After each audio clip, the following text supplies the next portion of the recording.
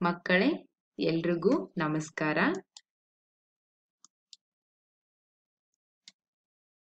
ನೀವೆಲ್ಲ ಈಗ ಗಮನಿಸ್ತಾ ಇದ್ದೀರಿ, ಈ ಚಿತ್ರ ಯಾವುದು? ಈ ಚಿತ್ರದಲ್ಲಿ ಏನಿದೆ? ಹೌದಾ? ನೀವು ಎಲ್ರೂ ಏನ್ ಮಾಡ್ಬೇಕು, ಈ ಚಿತ್ರವನ್ನ ಗಮನವಿಟ್ಟು ನೋಡ್ಬೇಕು ಮಕ್ಕಳೇ. ಇಲ್ಲಿ ಒಂದು ಸುಂದರವಾಗಿರ್ತಕ್ಕಂಥ ಮರವಿದೆ. ಆ ಮರದ ಮೇಲೆ ಒಂದು ಕೋತಿ ಕುಳಿತುಕೊಂಡಿದೆ. ಹೌದಾ? ಆ ಕೋತಿಯ ಉದ್ದವಾಗಿರ್ತಕ್ಕಂಥ ಬಾಲವನ್ನ ಹಿಡಿದು ಅಳಿಲು ಜೀಕತೊಡಗಿದೆ ಮಕ್ಕಳೇ. ಹಾಗಾದ್ರೆ ಈ ಒಂದು ಚಿತ್ರವನ್ನ ನಿಮಗೆ ನಾನು ಯಾಕೆ ತೋರಿಸಿರ್ಬಹುದು? ಹೌದಾ? ನೀವೆಲ್ಲ ವಿಚಾರ ಮಾಡ್ತಿದ್ದೀರಿ.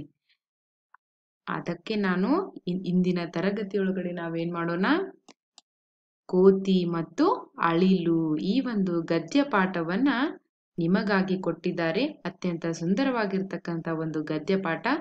ಇದನ್ನ ನಾವು ಏನ್ ಮಾಡೋಣ, ಇಂದಿನ ತರಗತಿಯೊಳಗಡೆ ತಿಳಿದುಕೊಳ್ಳೋಣ ಮಕ್ಕಳೇ. ಮೊದಲಿಗೆ ಪಾಠ ಪೂರ್ವ ಅಭ್ಯಾಸವನ್ನ ನಾವೇನ್ ಮಾಡ್ಬೇಕು, ನೋಡ್ಬೇಕು ಮಕ್ಕಳೇ. ಏನ್ ಕೊಟ್ಟಿದ್ದಾರೆ ಪಾಠ ಪೂರ್ವ ಅಭ್ಯಾಸದೊಳಗಡೆ? ಚಿತ್ರಗಳನ್ನು ತೋರಿಸಿ ಪಕ್ಕದಲ್ಲಿರುವ ಪ್ರಶ್ನೆಗಳನ್ನು ಕೇಳಿ ಮಕ್ಕಳಿಂದ ಉತ್ತರ ಪಡೆಯಿರಿ. ಮಕ್ಕಳೇ, ನಾನೀಗ ಚಿತ್ರವನ್ನ ತೋರಿಸ್ತಾ ಹೋಗ್ತೀನಿ.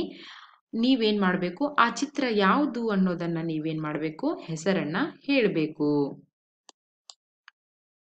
ಈ ಪ್ರಾಣಿಯ ಹೆಸರೇನು? ಇಲ್ಲೊಂದು ಪ್ರಾಣಿ ಕಾಣಿಸ್ತಿದೆ. ಈ ಪ್ರಾಣಿಯ ಹೆಸರೇನು? ಈ ಪ್ರಾಣಿಯ ಹೆಸರು ಕೋತಿ. ನಂತರ ಈ ಪ್ರಾಣಿಯ ಹೆಸರೇನು? ಮಕ್ಕಳೇ, ನೀವು ಚಿತ್ರವನ್ನ ನೋಡಿ ಈ ಪ್ರಾಣಿಯ ಹೆಸರನ್ನ ಹೇಳಿಕ್ಕೆ ಪ್ರಯತ್ನ ಮಾಡಬೇಕು. ಈ ಪ್ರಾಣಿಯ ಹೆಸರು ಅಳಿಲು.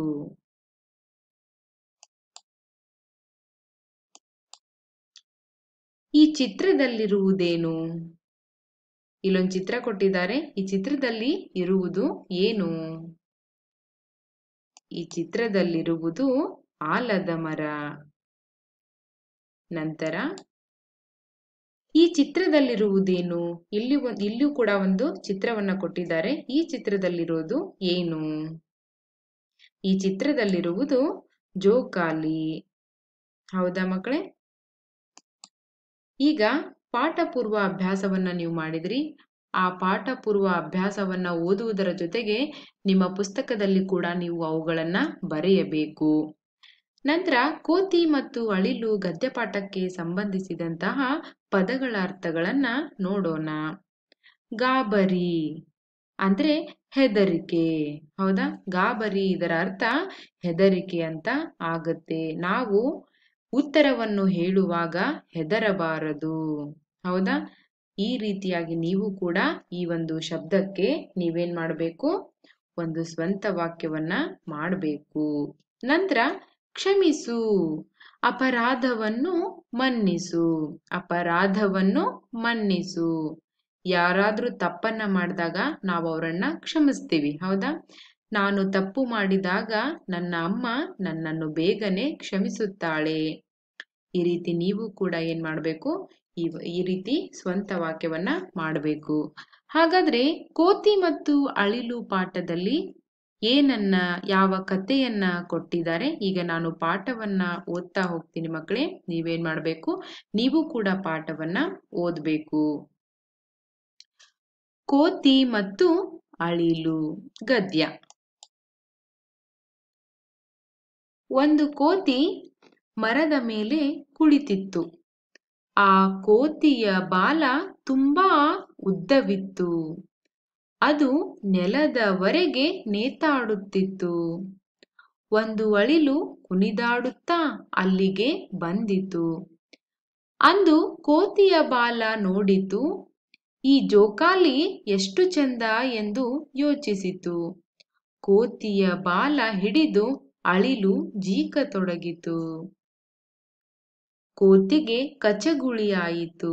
ಅದು ಕೆಳಗೆ ನೋಡಿತು ಮತ್ತು ನಗುತ್ತಾ ಹೇಳಿತು, ತಂಗಿ, ಏನು ಮಾಡುತ್ತಿರುವೆ? ನನಗೆ ಕಚಗುಳಿಯಾಗುತ್ತಿದೆ. ಆಗ ಅಳಿಲಿಗೆ ಗಾಬರಿಯಾಯಿತು. ಮಂಗಣ್ಣ, ಇದು ನಿನ್ನ ಬಾಲವೇ? ಜೋಕಾಲಿ ಎಂದು ತಿಳಿದು ಜೀಕುತ್ತಿದ್ದೆ. ನನ್ನನ್ನು ಕ್ಷಮಿಸು ಎಂದು ಹೇಳಿತು. ಬಾಲವನ್ನು ಬಿಟ್ಟಿತು.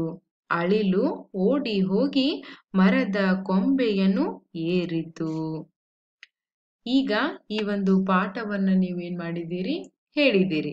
ಪಾಠವನ್ನು ನಾನು ಓದಿದ್ದೀನಿ, ನೀವು ಕೂಡ ಮನೆಯಲ್ಲಿ ಓದ್ಬೇಕು ಮಕ್ಕಳೇ. ನಂತರ ಈಗ ಪಾಠವನ್ನ ಓದಿದ್ರಿ, ಆ ಪಾಠದಲ್ಲಿರ್ತಕ್ಕಂಥ ಕೆಲವೊಂದು ಪದಗಳನ್ನ ನೋಡೋಣ. ನಾನು ಓದ್ತಾ ಹೋಗ್ತೀನಿ, ನೀವು ಕೂಡ ನಿಮ್ಮ ಮನೆಯಲ್ಲಿ ಓದ್ಬೇಕು. ಕೇಳಿದ ಪದಗಳು: ಕೋತಿ, ಮರ, ಮೇಲೆ, ಕುಳಿತಿರು, ಬಾಲ, ಉದ್ದ, ಅದು, ನೆಲ, ನೇತಾಡು, ಅಳಿಲು, ಕುಣಿದಾಡು, ಅಲ್ಲಿಗೆ, ಬಂದಿತು, ನೋಡು, ಜೋಕಾಲಿ, ಎಷ್ಟು, ಚಂದ, ಯೋಚಿಸು, ಜೀಕು, ಕಚಗುಳಿ, ಆಯಿತು, ಕೆಳಗೆ, ನಗು, ಹೇಳು, ತಂಗಿ, ಏನು, ಮಾಡು, ಗಾಬರಿ, ಮಂಗಣ್ಣ, ಇದು, ತಿಳಿ, ಕ್ಷಮಿಸು, ಆಗು, ಬಿಡು. ಈ ಪದಗಳನ್ನ ನೀವು ಕೇಳಿದಿರಲ್ಲ ಮಕ್ಕಳೇ. ಈ ಎಲ್ಲ ಪದಗಳನ್ನು ನೀವು ನಿಮ್ಮ ಪುಸ್ತಕದಲ್ಲಿ ನೀವು ಒಂದು ಪದವನ್ನ 5 ಬಾರಿ ನೀವೇನ್ ಮಾಡಬೇಕು, ಬರಿಬೇಕು. ನಿಮ್ಮ ಪುಸ್ತಕದಲ್ಲಿ ನೀವು ಬರಿಬೇಕು. ಇಂದಿನ ದಿನ ನೀವೇನ್ ಮಾಡಿದ್ರಿ, ಪಾಠವನ್ನ ಓದಿದ್ದೀರಿ. ಮುಂದಿನ ತರಗತಿಯೊಳಗಡೆ ಪಾಠದ ಅರ್ಥವನ್ನ ನಾವು ತಿಳಿದುಕೊಳ್ಳೋಣ. ಧನ್ಯವಾದಗಳು.